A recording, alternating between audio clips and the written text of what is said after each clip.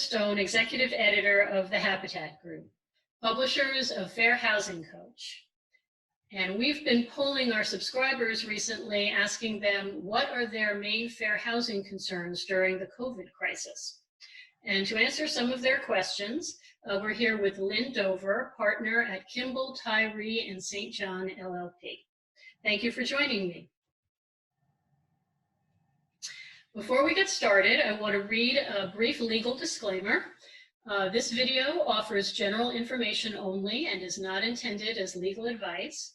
Viewing the video does not create an attorney-client relationship with the speaker or the firm she represents. For legal advice on specific issues, please contact an experienced local attorney.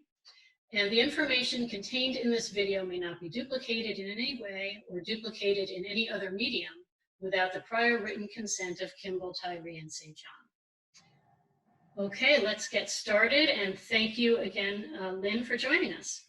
You're welcome.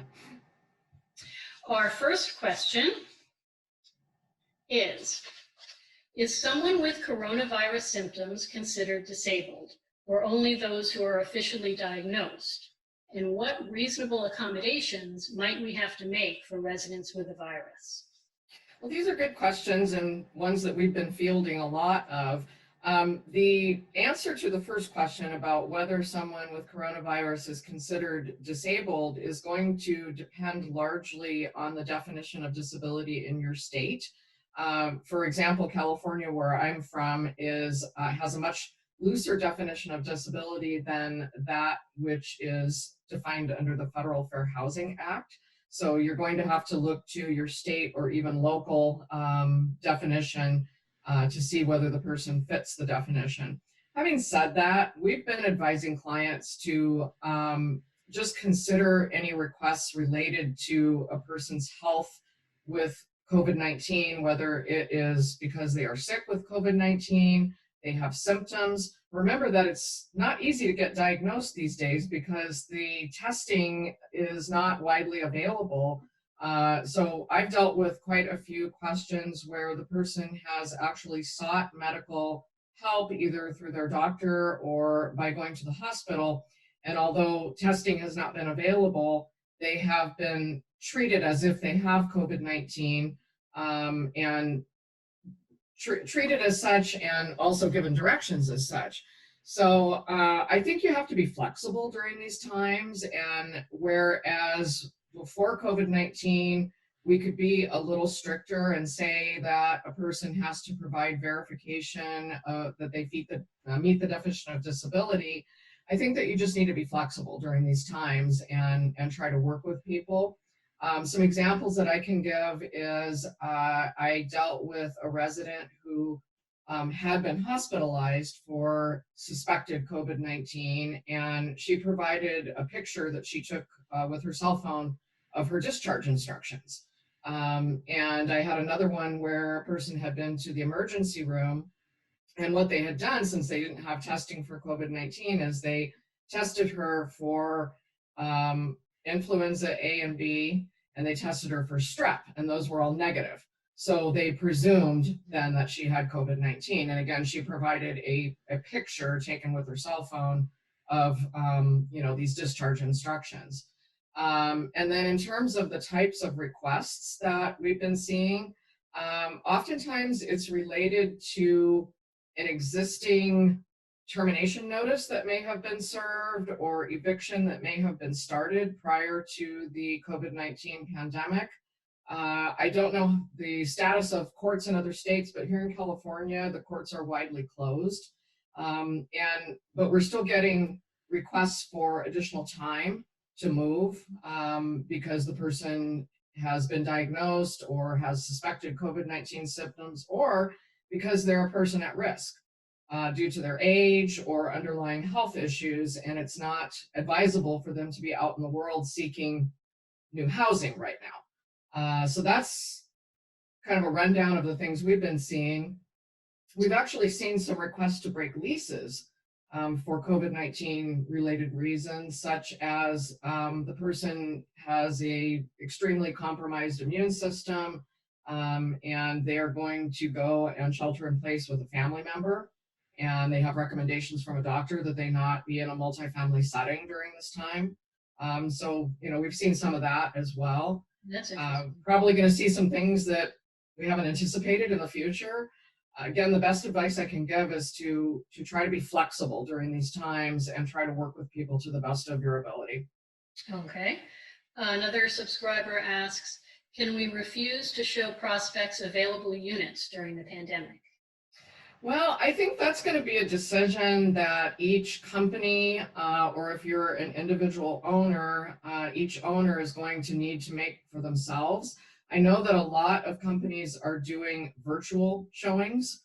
So they're taking pictures or video of the interior of vacant units. And when somebody wants to see the unit, they're doing a virtual showing. So I think that each company or individual owner is going to have to make those types of decisions for themselves based on their own health needs, the needs of their employees, the need to keep safe and keep those that may work for you safe. If you are a small owner and you don't have the ability to do video showings, then maybe you suspend showings at this time. I think as long as you're consistent and there's a good business reason for the policy, which there clearly is, and you document when you implemented the policy, why you implemented the policy, and when it's over, document the fact that you have now ended the policy and gone back to your normal business practices, you should be fine if anybody tries to challenge you. Right. Okay. Another question. How do we alert all of our residents if one of their neighbors is infected with the virus? Well, again, I would look to company policy if you work for a company. Most companies have adopted some sort of policy, and the National Apartment Association, if you go to their website, they have put out quite a bit of good information about, how to deal with these situations. What you don't want to do is disclose who the person is or where they live in the community, because that would be violating their privacy rights and could lead to some fair housing implications as well. A lot of companies have made a decision, again, based on the NAA guidelines, that if they are notified of somebody who has tested positive or has suspected symptoms, that they will send out a general notification to the entire community, letting them know that they've been made aware that someone on site has been diagnosed with or is experiencing, COVID-19 symptoms, and just leave it at that. Right. Okay, sounds good. Another subscriber asks or says, I am the director of property management for a nonprofit that houses both supportive tenants and low-income community tenants. We are supplying the supportive tenants with masks, gloves, and thermometers, but not the community tenants. Would that be a violation of fair housing requirements? Well, first, I would hope that the subscriber has reached out to local counsel regarding potential liability issues associated with distributing personal protective gear to residents. If not, I would strongly recommend that be done. Putting that aside for a moment, I think that anytime you are treating one group of people differently than another group of people, you have the potential for somebody to claim that there is a fair housing violation. Now, just because a claim is made doesn't mean that there actually is a fair housing violation. However, you can spend a lot of time and money defending a fair housing complaint, even if you ultimately prevail. In order for there to be fair housing liability, there has to be one or more protected classes that is being affected by the policy or the situation.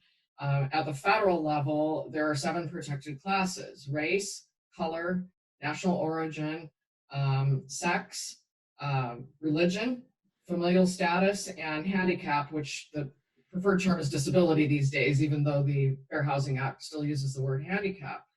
So somebody would have to prove that the practice of distributing the PPE gear to one segment of the population was negatively impacting one or more protected classes, or showing a preference to one or more protected classes, because it's also illegal to show a preference. I think somebody would probably be hard pressed to do that. Certainly it wouldn't be a situation where it is intentional or direct discrimination. If someone was going to make that claim it would likely be on what's known as disparate impact or discriminatory effect. A landlord can mount a successful defense to a disparate impact claim by showing that there was a compelling business necessity for the policy or practice, and that there was no less discriminatory way to accomplish that legitimate, compelling business necessity. Okay. Next question is, we want to defer any rents for the time a tenant has been unemployed or hospitalized due to COVID-19. As long as we are consistent with our requests, can we ask the tenant for a copy of their separation notice from their employer or a copy of the orders from the hospital? We know that most people will be honest, but there's always some fraud as well. That's a good question, and we think that it is appropriate to ask for some sort of verification that they have been impacted negatively, whether that's financially or due to medical issues related to COVID-19, before agreeing to defer the rent and enter into any sort of a repayment program. Consistency would be the key. Making sure that you are asking for that information from anyone who's making that claim. Again, I would urge flexibility, and not be rigid in, well, it has to be separation papers. If they filed for unemployment, they should have proof of the unemployment claim. There are other ways that somebody could prove that income that they had before has now either been greatly reduced or eliminated altogether. And in terms of the asking for hospital discharge papers, again, I would be flexible about that, and ask for some sort of verification that what they're telling you is correct. I always like to add the caveat too, that they're welcome to redact any personal private medical information and just limit it to the diagnosis or suspected diagnosis of COVID-19 and the instructions that they have been given by their healthcare provider or the hospital. Oh, that's a good idea. Okay, very good. Our next question. Due to the coronavirus, we're limiting the number of visitors a resident can have at one time. If residents ask for an exception to celebrate religious holidays with family members, must we allow them? Well, I'm not sure a housing provider actually has the legal right to tell people that they can't have visitors or to limit the amount of visitors. This is a question that I've been asked, particularly by clients who operate senior properties. And I just don't think they have the ability to say, you can't have visitors. We do have a right of free association under the Constitution. And I certainly understand the thinking behind wanting to limit visitors, but I think it's problematic. So if you are limiting visitors, then you're getting into these questions of, do I have to make exceptions for religious gatherings or ceremonies? Do I have to make exceptions? If somebody needs to have multiple caregivers come and help them. I think that if you don't adopt the policy to begin with, then you don't get into these types of questions. And I know that in general, most religious ceremonies are being conducted via Zoom and other similar platforms these days, and that they're urging people to engage in their normal religious practices in a way that doesn't put them or others at risk. So my thought is, don't even put the housing provider in the position of having to make that decision to begin with. Don't try to limit visitors, and then you don't have to try to decide whether you have to make an exception because somebody has a particular religious practice. If you're going to make an exception, then you've got to make an exception for all types of religious practices. You can't say, well, gosh, I've never heard of that religion before, so I'm not going to make an exception for that. But I think that the easiest thing to do is just not to have that policy to begin with. Okay, very good. Well, thank you so much for speaking with me today. You're welcome. Thank you everyone for watching. And if you have any questions, please feel free to reach out to me. It's hstone@thehabitatgroup.com. And thank you again, Lynn, and thank you everyone for watching.